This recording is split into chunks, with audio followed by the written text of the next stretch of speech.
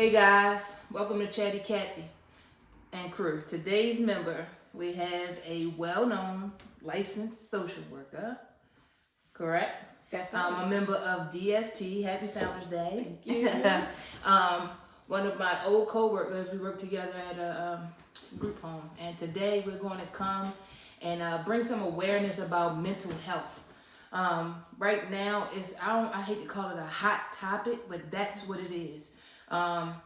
Especially since the pandemic, you've been hearing it, and a lot of times, some people think it's fake, some people think it's real. A lot of people don't know how to handle it. But today, stick with us, and we're going to talk about it. We're going to give some tips, try to get you some understanding, and let me know what you think in the end. Hey, Chrissy. Hey, thank you, Skita. Thank you for having me. No problem. Thanks for coming. I really appreciate it. So we want to talk about mental health first and what it is. Yeah. I got a clip that I got from Google to give the definition of what this phone is new. I'm an old person sometimes when it comes to technology. What mental health is. So what it says is, what exactly is mental health? Mm-hmm. It says mental health includes our emotional, psychological, and social well-being. It affects how we think, feel, and act. It also helps determine how we handle stress, relate to others, and make choices. Mm-hmm. Mental health is important at every stage of life, from childhood and adolescence through adulthood. So that is what mental health is. The next thing I want to get on, it says what causes mental health. Certain factors may increase your risk of developing a mental health illness, including a history of mental health in a blood relative, such as parent or sibling, stressful life situations, such as financial problems, a loved one's death or divorce, and ongoing chronic medical conditions such as diabetes. So there you have it. So we're going to talk to Christy about mental health, and let's see what we draw from this. So what's your take on mental health, Christy? Yeah, so mental health is what we all strive for, and we don't need to worry until we're on the other side of it. Right. And we are now in mental illness. So that's when we have to address the issues. And you point out some major points.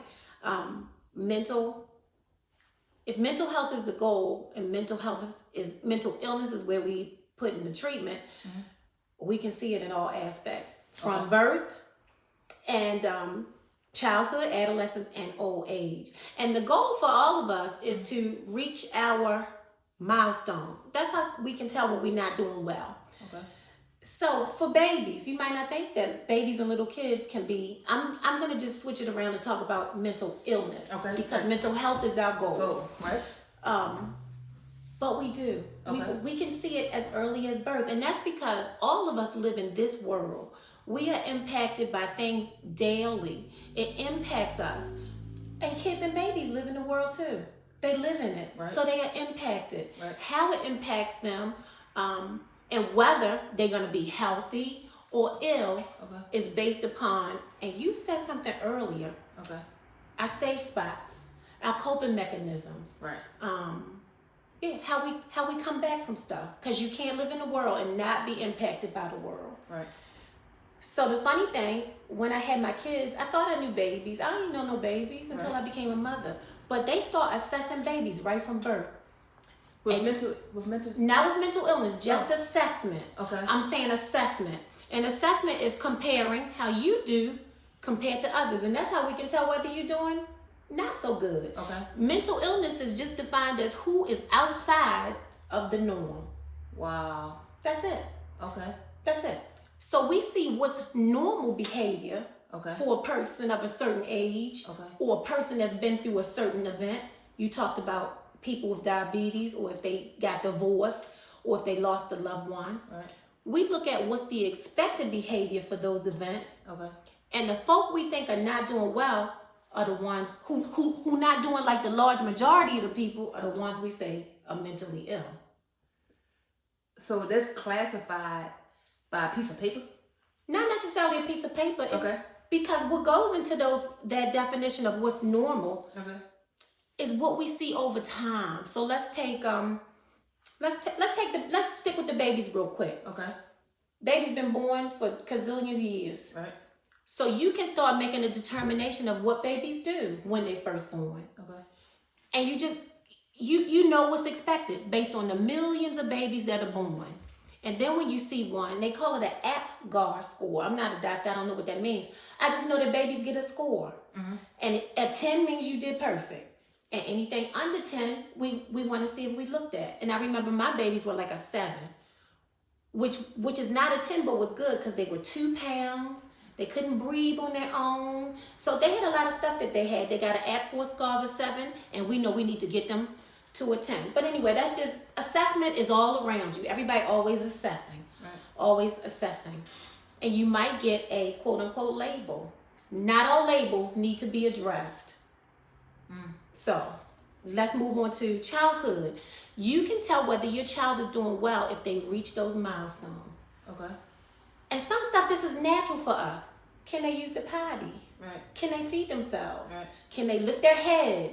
We always constantly assessing. Okay. It's natural. Right. And when somebody fall outside of what their cousins did, what their brothers did, what my other children did, we pay attention to it. If they falling right in the middle, we keep it moving. They doing good. Right. They doing good. Adolescents the same. But let's talk about some of the things that are really concerning for people. Okay. And it's this COVID thing. Okay. I had a moment yesterday, and I'm a mental health professional, so I listen to people. I work in the school system. I'm a mental health social worker in Baltimore City Public Schools. I deal with children who have IEPs. They got diagnoses and labels. I work at an alternative school. The children I work with have not been successful in a regular public school setting. They got kicked out. Okay. They either engaged in behaviors that were dangerous or they fell behind. So they come to me. I help their families as well. I'm taking it all in. And at the same time, I'm living in the COVID world, so my outlets are taken away. I can't go to the gym. I can't talk to my friends. I can't, whatever kind of coping mechanisms we used to have, they taken away from us. Right. And now I'm taking in people's stress too. So yesterday I found myself in breakdown. For a moment, I recognized it. Right. I was about to go off. Right. And I hear myself, and I'm like, oh my God, I'm so dumb. Why did I do that? I'm forgetting. I'm just going, oh, I'm a failure. I don't do nothing right. This getting on my nerves. Them kids get on my nerves. And I posted something on Facebook, and thank God for the input that other mental health professionals gave me. They said, stop it. This whole world is in crisis. Right. Be gentle with yourself.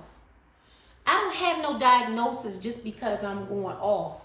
I had a moment, a stress, of anxiety, of overwhelm, of sadness. Okay.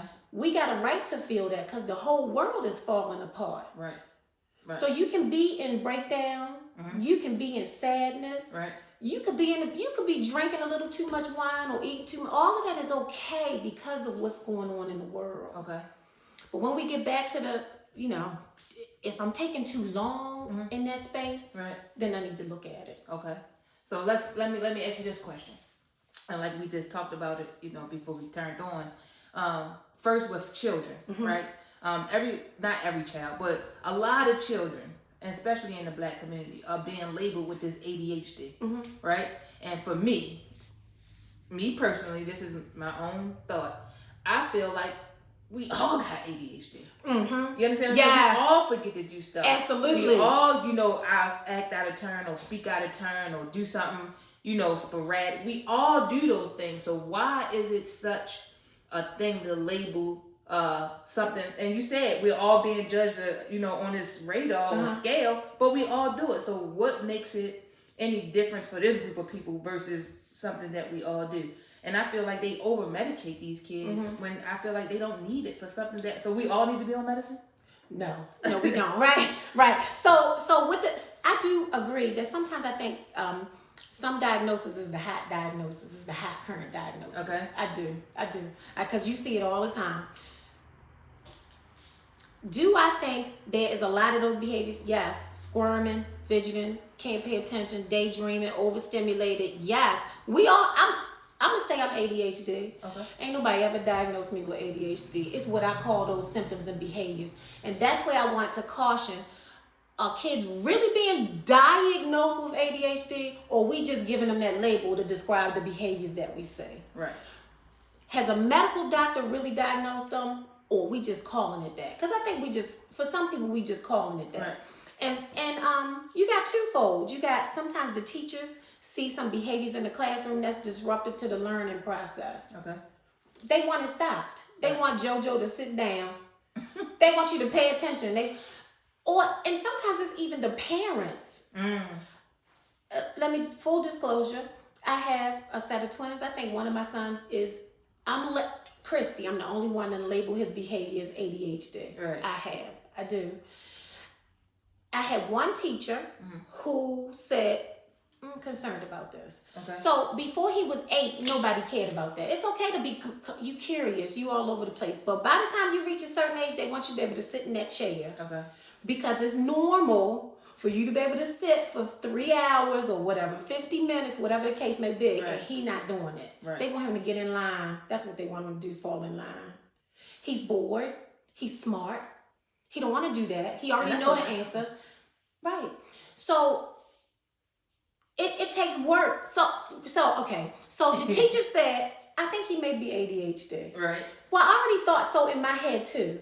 So here I go. I might be a professional in what I do, but I'm not a professional in the school. So I almost fell into that. Okay. Oh, cause she confirmed the fears that I had myself. Okay. I'm at home going, he ADHD. Then here's somebody I think is an authority figure said the same thing. Right. So take a parent who got a lot going on. She don't have 2 degrees like me. Right. And a person in authority said, that's ADHD. Right. We might fall for it. Right. But it's not necessarily a bad thing. It's terrible to give a label, but you do want to help students who are starting to get identified as falling outside of the norm. You want to just take a look at it. Right. Because you don't want it to continue. And now we start calling him bad. Right. ADHD, we just saying he all over the place. He a little squirmy. But when we start saying some of the titles like, oh, he's aggressive or he defiant. Okay. When somebody start calling your child defiant, right. That's the problem. Okay. I'm not as concerned about ADHD. Okay. Because a million people got it. Right. But when they start labeling a black boy as defiant, right. or a black girl as aggressive, right. I don't want that to follow him. So give me 8-year-old, tell me you think he ADHD, and I'm gonna work with that. Right. So this is what we're gonna do first. We're gonna start a behavior plan in the classroom. Okay. These classes are beautiful. They got all kinds of stimulating stuff all over the walls. Studies are showing that classrooms that's got all that stuff on the walls, that's too much. Yeah. We need a classroom that look like this. Right. If you want your classroom to be peaceful, set it up to be peaceful. Right. If you want your classroom to stimulate my child, you put all the stuff on the wall.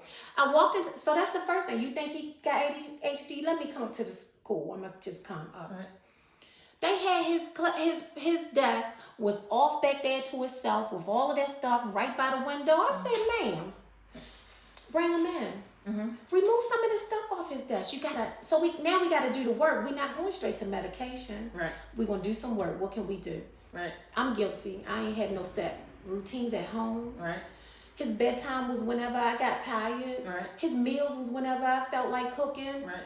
I gotta do some work. As a parent. As a parent. Right. We gotta take soda out. All right. We can't have no Kool-Aid. What kind of stuff is in our candy? I got to do some work. So when somebody starts saying there's an issue, it's time to do some work. The teacher got to do some work. Right. The mama got to do some work. And the child. So it's things that we can do. Because like you said, when we was talking, you said medication not going to fix the problem. Not going to fix the problem. Right. It might help the behaviors.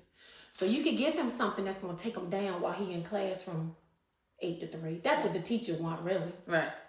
Sometimes the parents want that too, but most of the time not. Most of the time parents are okay with their kids' behavior at home. Yeah. As long as it's not unsafe. Now, when you got a child, I think very few people are really ADHD with the chemical imbalance to the brain. Okay. Causes of ADHD, real ADHD. I'm not talking about being overstimulated. I'm talking about real ADHD that has now impacted the ability of the brain to function properly. Okay. Causes brain injury. Well, that's something different. We're talking about something different when we're talking about somebody's brain has been injured. Right. Exposure to environmental factors like lead. Okay, that's something different. That's changing that's real ADHD. Okay. The ones they call lead babies. Yeah, Right. So those behaviors not going to be impacted by me saying, sit right here, JoJo. No, that's something different. Right. Alcohol and tobacco use during pregnancy. So that's why I say babies can be impacted mentally even from birth because of how we feed it. Right. Premature delivery and low birth weight. So those babies didn't get everything they needed. The brain didn't function properly because it didn't stay in there long enough. Okay. So those causes, you doing something medically with that. Okay. All right. All right. So to sum that up, basically with all the I guess the minimum of mental illness with children and ADHD is parents, you need to do the work. Yeah, we got to get some real. We got to go see the doctor. We got to do some work. We got to do some work. Medication doesn't solve everything. So now on to the next. Yes. Adults, mental health. Yeah.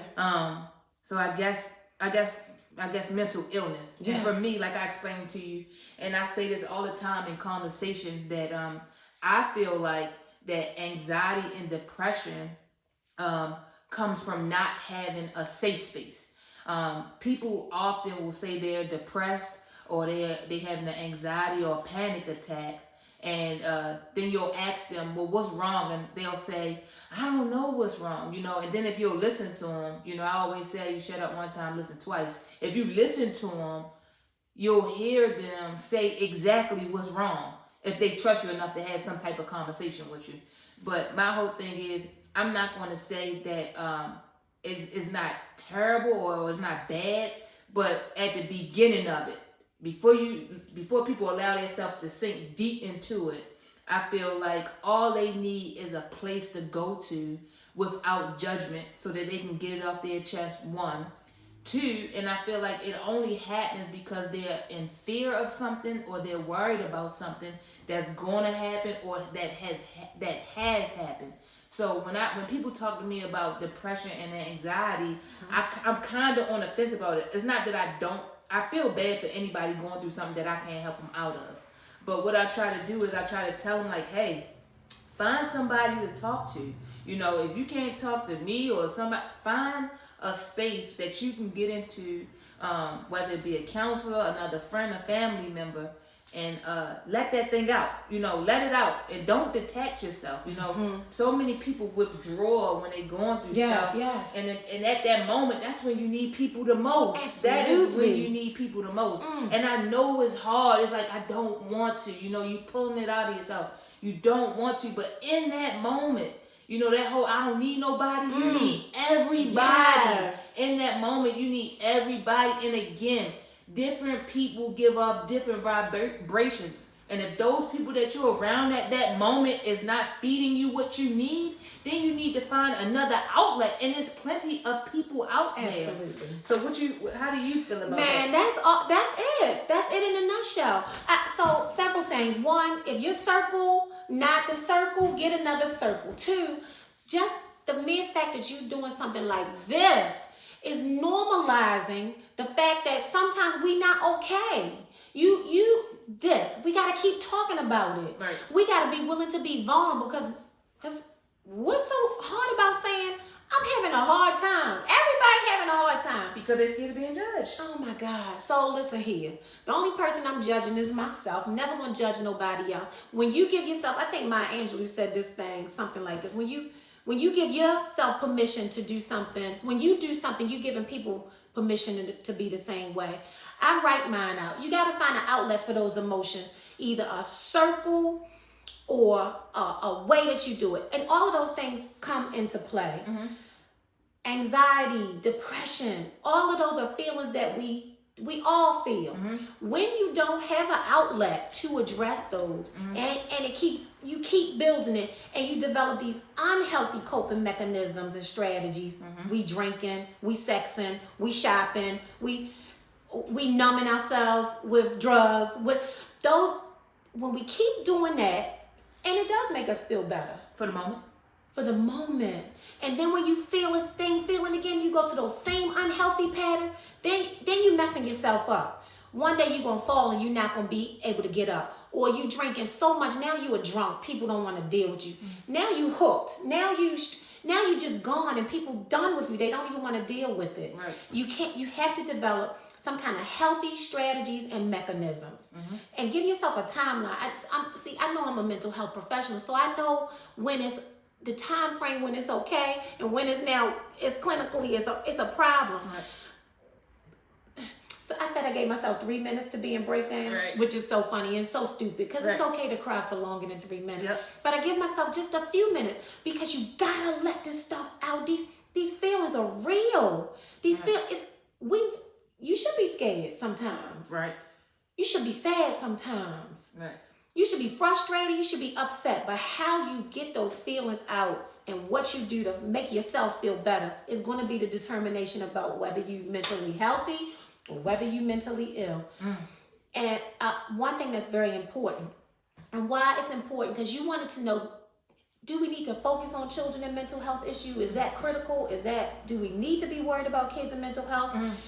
Absolutely, because most of your training and your learning happens in childhood, your development. And when you don't get it good here, you can guarantee it's not going to be good as an adult. So the adults that we see that are sick, they didn't turn 18 and start getting sick. It was some kind of coping strategies and mechanisms and what they saw and what they learned that was formulated even in those younger years. And how you can tell when somebody might be really, really sick as an adult is if they're really, really sick as a kid. That's what makes me real sad. When I see children, and I'm not even talking about a kid who ends up maybe in Shepherd Pratt for a couple of days. But if they real young and they going back and back to Shepherd Pratt and they having trouble in all these social areas, they don't have no friends, they failing out in school, don't nobody want to babysit them, they don't get invited to the birthday parties. When all of their little social circles are in trouble and we can't get a hold on it, we probably looking at an adult that's gonna have some issues. The later your mental issues happen, the more likely you're gonna be successful. Okay, so if I'm in full disclosure, full honesty, vulnerability here, I had a really good childhood. I lived with a mother that was depressed though, so I'm learning unhealthy coping mechanisms from somebody who is mentally ill. Depression is a mental illness. Not that my mama was crazy. She was depressed. So I learned coping strategies from watching her. Okay. But I'm okay. Childhood was good. I didn't have a lot of traumas. I just lived with a person who was depressed. I didn't experience my first trauma until I was hit by a motorcycle. That's a trauma. That's a trauma. Or I had a bad breakup. Let's take that one. I had a bad breakup with a boyfriend in 12th grade. And what I needed was somebody to talk to. What I got was, girl, go on, that ain't nothing. That ain't So how I handled that was I began to I don't have nobody to talk to. So when I had my next trauma, I don't have nobody to talk to. So when I had my next trauma, I don't have nobody to talk to. My next trauma, don't nobody so you go into yourself, it can cause issues. So we have to teach our kids I parent from age appropriate honesty. I'm real honest with my kids. I am too. I can tell. Because this your world, baby. I can't change it, but I can be there for you and support you. I'm your best friend. I got your back. Never going to judge you. I'm always going to love you. But I have expectations of your behavior, and I can't do everything.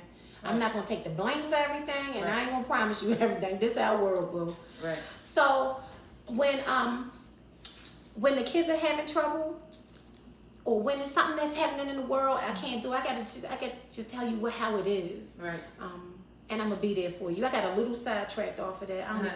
It's cool. Yeah. So we were just talking about the earlier childhood. The earlier your illness comes and the things that you can help to develop. So I'm teaching my sons skills. Okay. Skills and strategies at 11. And they're not crazy. Right.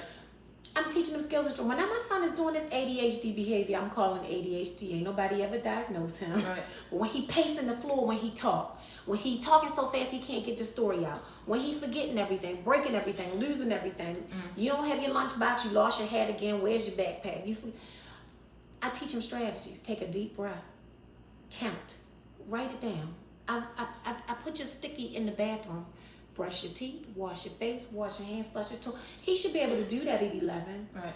But he's not. Right. I want to help him. Right. So whatever it takes to help him get it. Take a deep breath, son. You talking too fast. Right. Because his friends are starting to notice that he's just a little slightly different. They calling out, you weird. I don't want that for him. Right. He's not weird. Okay. He's very intelligent and bright. Yeah. But if he don't Correct. get with the Right. he gonna be ostracized. Right. Especially with kids now. They just don't listen. So I don't want that. So what we gotta do, we gotta work. Right. Parents gotta work. So basically, help your kids so they can be wonderful adults. Basically. And, mental illness is just a topic that so many people now are hitting on and talking about, because a lot of things, I guess, one, people are recognizing their feelings too.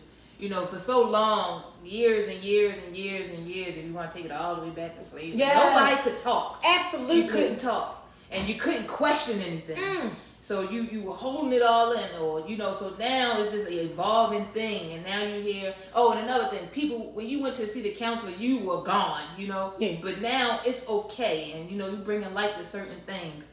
So, you know, so people are starting to recognize their feelings and understanding. So I guess when things start coming to the surface, you know, it's time to address it. So my whole thing is, I wanted to make sure that we talked about this and bring awareness to this, to let you know that, one, it's okay to feel how you're going to feel. It's okay. Number two, find somebody or something to talk to. Find a circle that can accommodate you emotionally, spiritually, physically. Find somebody that's higher than, so that you can kind of get up there with them. And don't get me wrong, everybody has their day.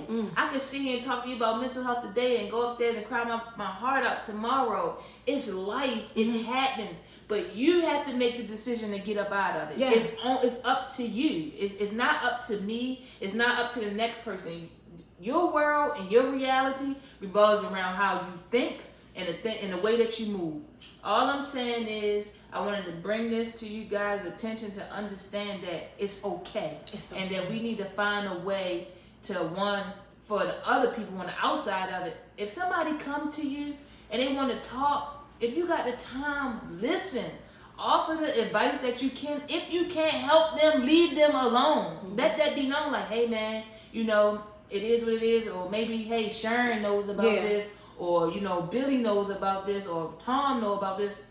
Let me put you in the direction of somebody that can help you. Don't sit there and be like, girl, you heard what she said. She can't even do. Don't do that. They already in a space. They don't need any extra buildup. All I'm saying is, help somebody so that somebody one day could turn around and help you. I love it. Mental illness is harsh when it's not taken care of. The minute you realize you feeling some type of way, get some help, and there's nothing wrong with it. So I got a few tips real fast to say how to look after your mental health. 1, talk about your feelings. 2, keep active. 3, eat well. 4, drink sensibly. 5, keep in touch. Keep in touch. Don't pull away. Number 6, ask for help. It's there. It's there. Number 7, take a break. Sometimes you need to pull away. And when I'm saying pull away, I'm not saying pull away from people. I'm saying, hey, work is mentally frustrating me. Let me take a day off. It's okay. The job's going to be there whether you are or not. Take a day off. You know, and then 8, find something that you're good at. Because mental health revolves, another thing, it revolves around confidence. If you got confidence in yourself, you big-headed, as people say, you're not kind of worried about what other people say. Absolutely. You have to have that confidence within yourself that, one, you could talk to yourself and say, hey, it's just another day. I'm going to pull myself up out of this. Hey, I'm going to feel this way for 5 minutes. And I know that people deal with mental illness, or fall into those depressions because of grief. And I was listening to something, and he said, pick a day where you're going to grieve. That's paid. Pick a day. Pick a day. You don't need, and it's not me being sappy or anything. It's just saying, pick a day. You don't need to grieve every birthday. You don't need to grieve every Christmas. It's okay. You don't need to do that. Pick a day and have your moment. Have it. It's okay. It's okay, but don't let it consume you. And if anything you want to think of, ask yourself, the person that I'm grieving over, would they want me like this today? Absolutely not. And I guarantee you the answer is going to be no. Listen, man, your mental health is important. I want anybody to get some help. Call your local counselor. Yes. Find, it's a number. I'm pretty sure it's a number. I'm messed up. I should have had a 1-800 number on here to help somebody. But I'm sure you can Google it. Man, get help. Find that safe space. If you listen to this and you see your friends are down, man, just ask them, hey, what's up? But when they have the conversation with you, leave it there. Help them so that, again, we can take this world to a different level, Absolutely. man. If we all mentally stable, we can all be in a different place, man. And remember, when you in a pack, you only as strong as your weakest person. You have to help people, man. And all I want to say is thanks, Christy, for coming on the show. Thank you. Mental health is real. Hey, like and subscribe if you like the conversation. It's good dialogue. Miss Christy on here, tell her how they can get in contact with you. She does paparazzi, man. Oh, yeah. First of all, I do want to say, I don't know what city you're in. We have a 211 system if you're in the Baltimore area, and you need to get some resources and help. That's just a general number for any kind of resources and help, including mental health supports. You can always Google it and find some supports for somebody to talk to. If you have a child that you are concerned about their health, please go to the schools. The schools, at least in our area, but I think all across the United States, they have to have someone that is there for you to start with mental health supports. And if you work, call your EAP. Everybody with health insurance has something called Employees Assistance Program. Free counseling, off the record, your boss don't have to know about it. And free services for, at least in Maryland, I think you get up to 6 sessions. Trust me, I'm a mental health counselor. I've taken advantage of EAP at least 3-4 times in my life. It is available to you. You gotta talk to somebody. Nice. And to get in contact with me, if you have any kind of questions or you need some additional resources, just Gmail. Simply Christy Love, and that's Kristi. Love is LOVE. Simply Christy Love at gmail.com. I want all of us to be as healthy as we can, because like Keita said, we could change this whole world if we stable. So take care of yourselves. Take care of yourselves. Thank you. And take care of each other. I appreciate that. Yeah.